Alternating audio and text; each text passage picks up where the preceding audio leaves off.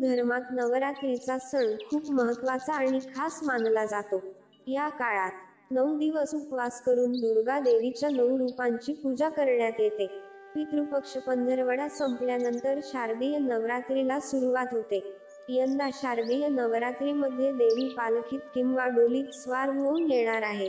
पुराणानुसार देवी पालखीवर स्वार होऊन येणे अत्यंत अशुभ मानलं जातंय। शारदीय रात्री 3 ऑक्टोबर म्हणजेच आजपासून सुरू होत असून ती 12 ऑक्टोबरला विजयादशमीपर्यंत असणार आहे। यावेळी विधीनुसार माता राणीचे पूजन करण्यात येणार आहे। तर घटस्थापनेचा शुभ मुहूर्तही सकाळी 6:14 ते 7:21 पर्यंत असणार असून घटस्थापनेचा शुभ मुहूर्त 1 तास 6 मिनिटांचा आहे। तर दुसरीकडे अभिजित मुहूर्त सकाळी 11:45 ते दुपारी 12:33 पर्यंत असेल। कसं ठरतं देवीचं वाहन? नवरात्रीत देवीचं वाहन हे वारानुसार ठरतं।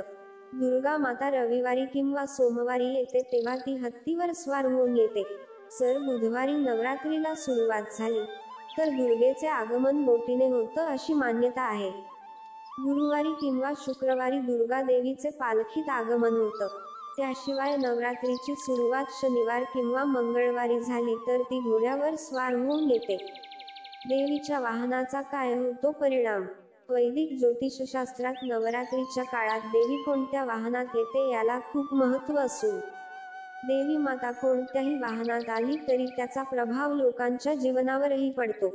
जेव्हा दुर्गा देवी हत्तीवर येते तेव्हा जास्त पाऊस पडतो, ज्यामुळे चांगले पीक येते, म्हणून देवीचं हत्तीवर आगमन शुभ मानलं जातं। दुर्गा माता घोड्यावर आल्यावर युद्धसदृश परिस्थिती निर्माण होते, म्हणून हे वाहन अशुभ मानलं जातं। जेव्हा दुर्गा माता बोटीवर येते तेव्हा ते शुभ असते आणि चांगले परिणाम आणते।